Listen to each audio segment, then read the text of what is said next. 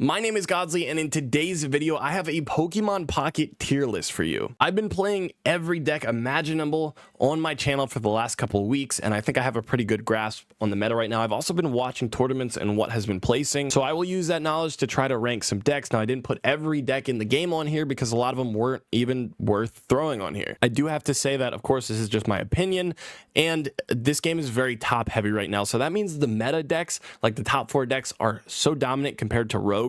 And a lot of the rogue decks are just complete RNG, so anyone could win on any day. And a lot of like the tier 3 decks are interchangeable, but I did my best. And if you guys enjoy and when you want to see creative deck lists every single day, make sure to subscribe. A lot of you aren't even subscribed, man. I say that every video, but it really is true. But I do want to say, for the ones who have been watching my videos, thank you so much for the support. And anyways, let's get into this tier list. So I just kind of threw a bunch of images on here to represent what each deck is. I might have had some duplicates. I think I see 2 Kogas, but you understand. I'm just going to ignore the extra one. We have different tiers here too. Of course, we got S tier, which is the best in the game. And then we got tier 1, which is going to be able to compete, maybe take some matches off of them, maybe win a tournament or 2. And then tier 2, it's kind of, these are kind of rogue decks that are able to still win, but less consistently than tier 1. And then tier 3 is pretty bad, but it's usable, especially just playing normal matches. And Booty is just absolutely terrible. So I think I want to just immediately, just because it's so easy and it's so obvious, I want to do the S tier rank. And of course, we have Mewtwo. This deck has, I believe, the highest tournament win rate right now.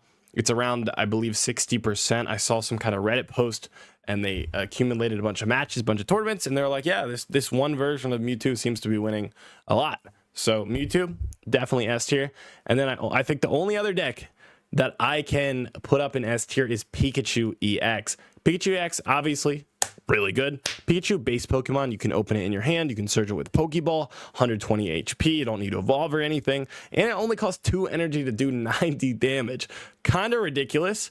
So yeah, these 2 are S tier, and then I think I'm just going to go down the line here. So I just wanted to get the easy ones out of the way.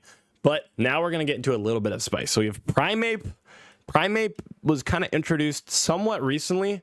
It has won a couple tournaments, but honestly not that many because it's just a bit inconsistent. I feel like if you go first with Primape, you lose, right? Because you're not going to be able to get your attack off by the time they're set up, and your Primape's going to come in, but then it's too late. It's going to get one-shotted. Yeah, it's good, but only if you win the coin flip. So I have to give this a tier 3 because sometimes even if you do win the coin flip, if you don't have Primape in your hand, you're going to get clapped. So like it probably loses 60% of the time. Next deck I have here is Sentret Scorch. Now, I did just make a video saying this deck is better than Charizard EX, but I've played with Charizard EX since then, and I think I changed my mind, okay? I'm allowed to change my mind, right? I do think this deck is good. I think it's highly underused because we have better fire decks. Charizard's better. Arcanine is better. So I think it's good. I think it actually might be better than Primeape. Now, I'm saying that because you can win going first and second with this deck, especially if you have Moltres. I mean, Moltres is insane. It's going to speed up this deck like crazy. It does 130 damage, which is a one-shot to Starmie. It one-shots Pikachu.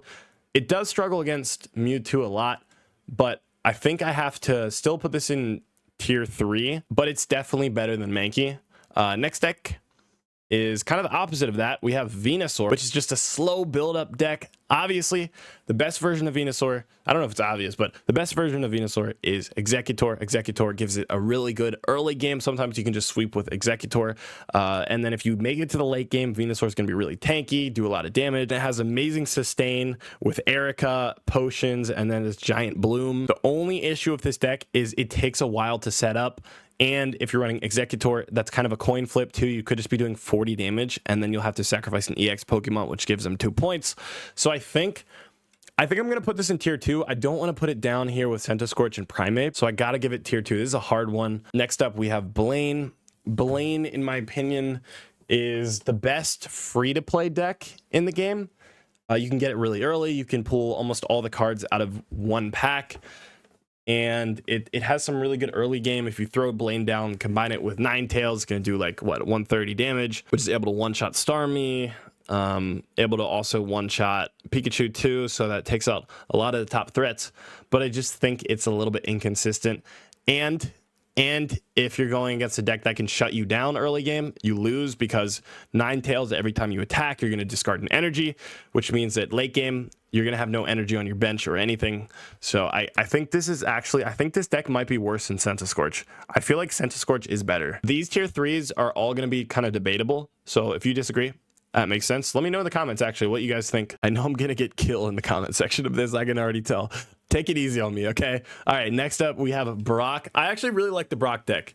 I'm a little bit biased with this one because I just think Brock is so cool, but I have to be realistic and say that I think this deck has potential. If it has a little bit of support, if we get fossil support, it's going to shoot up the ranks here because it runs Onyx and Kabutops. Usually, I think that's the best version of this deck. You could run a Sandslash version too, but it just makes it less consistent. The key to Brock, if you've never played it before, is you're running a Fossil line and then Onyx, so that guarantees you get Onyx in your opening hand every turn because he's your only basic Pokemon. And then the Brock card gives an energy to Onyx, so then he's able to attack on, say, your second turn, doing 70 damage and acts as a little bit of a tank, is able to stall until you get your full Kabutops line, and then by that point you're probably going to win the game. And I have to say I think this is a little bit more inconsistent than Primape, because if you don't open with a Brock in your hand, this deck is really slow, and you also can't search fossils, which makes it even more inconsistent. So yeah, we're gonna have this tier 3. I don't think it's unusable, but I think it's worse than these 3. Next up, we have Melmetal, and I've actually been seeing people place in tournaments with Melmetal. Now, they never place it very high, but he's being used a lot, actually. Melmetal is a really good tank, and if you're able to stall long enough, get him out onto the field, he does an insane amount of damage. He's able to sweep, and you typically run Melmetal with Bisharp, which it's a single evolution Pokemon. It has an attack that does 70 damage, only costs 2 energy.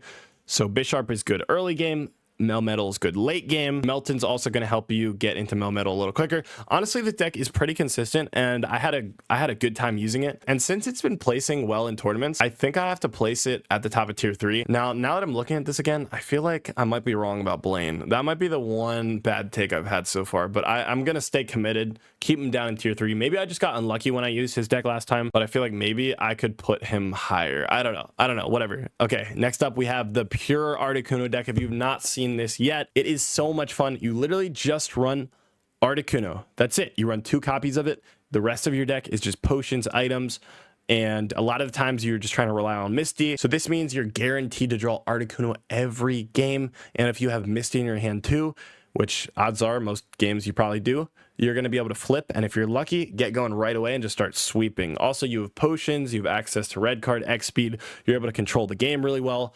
I think this deck has been placing in some tournaments too. Yeah, I think I'm going to give this tier 2. Okay. All right, honestly, these tier 2 and tier 3, the game is just so RNG right now that like each of these decks can beat each other. It's kind of hard to make a tier list outside of like the top 4 decks or so. I don't even know why I have Moltres in here. I'm gonna ignore that. Next up is Dragonite. I just made a Dragonite video recently. A lot of people seem to really like it. The best version of Dragonite is Dragonite Wheezing. Wheezing acts as a wall, a tank, because Dragonite costs 4 energy to attack. So you have Wheezing, stall for a while. You can swap it out with Koga, heal it, put it back in. It's just the best version of the deck, but that does not mean the deck is good. I honestly haven't seen it place like above top 32 in any tournaments yet, so I'm gonna put this in almost unplayable. I mean, I'm gonna put it in booty. It's not completely unplayable, but it's pretty bad. Next up, I have Alakazam, and this is a fan favorite. It might be my favorite deck in the game. Alakazam is really, really good for sweeping. It's able to take care of most threats in the game. It's a pretty hard counter to Mewtwo, especially if you're running the Wheezing Alakazam variant, which you should be, because that is the best variant. Slapping Wheezing in with these kind of decks like Dragonite and Alakazam, where it takes a little bit to build them up, is just gonna help the deck so much. Anyways, I think this deck is really good. Hopefully I'm not injecting too much bias into this, but I think it's tier 2, and I believe it's a little bit worse than Venusaur EX, so let's just slap it in tier 2. Next up, we have Machamp. I did see that Machamp has gotten some placements, but that's kind of weird to me because I feel like it's terrible. When I used it, it was pretty bad, but I think the reason it got so many placements is because a lot of people are playing Pikachu, and obviously Machamp is a pretty pretty good counter to Pikachu. Now, some people run this with Marowak and other people run it with Sandslash, and then you have some people running it with Primape. So there's a lot of things that you can splash into the deck too, depending on like what you know is going to be in the tournament. I honestly haven't used all of the variants, so I couldn't tell you which one is the best. But Machamp surprisingly does have a lot of placements. I don't want to place it too high because for me it just feels really inconsistent and it feels like it just, I don't know, it just, when I tried it didn't feel that great. I felt like Alakazam was a little bit better than it. It's hard to tell. I'm gonna put it right below Alakazam. Next up we have Blastoise. Blastoise has done okay in tournaments, but I think it's mainly just carried by water support because we have so much water support right now in the game. If you think about it, we have Articuno, we have Starmie, we have Misty. So it's just like it, but it's really good. If it gets a lot of energy, it can start sweeping too. And it might be better. I think it might be better than Alakazam too, just a little bit more consistent. Next up, we have Marowak. Marowak is just incredibly RNG. I mean, it's just a pure gamble coin flip deck. I mean, you could get some annoying Marowak players will flip 2 heads and then all of a sudden you'll get insta-killed, which is the worst feeling ever. But most of the time people flip tails on it. So I'm going to give it obviously tier 2. But I think because it's just so RNG, it's less consistent than most of these decks. I'm going to actually put it at the bottom of tier 2. Next up, we have Koga. I have 2 Kogas. Not really sure why I did that. This is obviously, I'm just going to say this is Arbok Weezing. I feel like that's the best version of it. This deck is really good against Mewtwo. So right now it's doing well in tournaments because it's just going to farm Mewtwo. And it doesn't run any EXs. So it's able to play like a really good stall game with Poison. It also kind of counters Alakazam too, which, I mean, doesn't matter that much. But I think it's a little bit worse than Blastoise and Venusaur, so I'm just going to put it right behind Blastoise. I don't know why I have another Articuno. Let's ignore that. And I have another Blain too for some reason. Okay, here we go. We're getting into tier 1 territory finally. And of course, it's going to start with Starmie. Starmie's so good. It's so good and annoying. It's very annoying too because Starmie has the same stats as Pikachu. The only problem is you have to evolve it.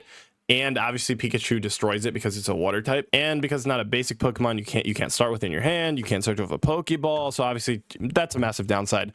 But combined with Misty, Articuno, Starmie is really dominant compared to all these other lower tier decks, but just not quite as good as Pikachu and Mewtwo. So I'm gonna give it tier 1. Next up we have Charizard. Charizard is good.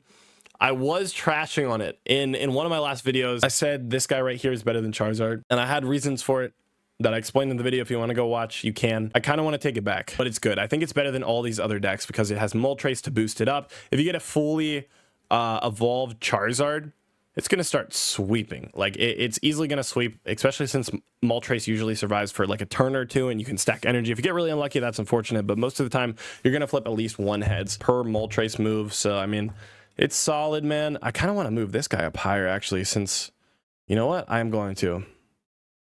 Dude, I feel like maybe I feel like I'm so biased when it comes to him. I think he's better than Articuno, man. I really think he's better than the solo Articuno. You know what? I feel like Blain is more consistent than Marowak too. You know what? I'm making some changes, okay? That's allowed. I'm saying it right now. That's allowed. Now that I see everything on the board here, I gotta make some slight tweaks. Marowak, I just hate coin flips. I think this deck can completely fail you when you need it the most. And I think Blain is way more consistent. I also think Scorch is way better than people expect it to be, and they're not really participating in tournaments with it because you could just use Charizard instead. So that's why I don't think it has that many toppings, but I do think it's really good. I'm actually gonna place Charizard up in tier 1, but it's definitely worse than Starmie because it's way less consistent, because obviously you have to evolve multiple times. That kind of sucks, so it takes a while, but if you can get it out, it's just gonna full sweep. Anyways, next up we have Arcanine. Arcanine, I believe, is better than all of these decks down here. That might be a little controversial because maybe tournament placements don't say so, but I really believe it is. I think people now are finally starting to realize it. I've been seeing a lot more placements with this deck. I personally used it myself. I'm going to explain my logic to why I think I need to place this right behind Charizard. So, of course, Moltres. Very speedy. Moltres is easy to open up with too, and you can search it with Pokeball. If you get Moltres out, Arcanine is a single evolution Pokemon, which means you don't really need to find that much throughout your deck, and you're going to be able to evolve it right away too. It only costs 3 energy to attack, so that means you can use Moltres, and in 2 turns you're going to be able to attack with it. This is 120 damage, which is going to one-shot Pikachu, and because it's so fast, you can actually outspeed Mewtwo sometimes, and maybe even Starmie. It does struggle against Starmie a lot, I will say that. And I'm not saying it's better than these top decks, but it's definitely better than these bottom ones here. It's way more consistent, way faster. 100%, give it a try if you you've not already. And that was the last deck on this list. Let me know what you think in the comments down below. Please don't roast me too badly. No, I'm gonna get cooked for that Sent to Scorch placement. Maybe even for Marowak too. I know there's probably a lot of Marowak fans out there. But anyways, guys, thank you so much for watching today's video. If you enjoyed, hit the like button and subscribe.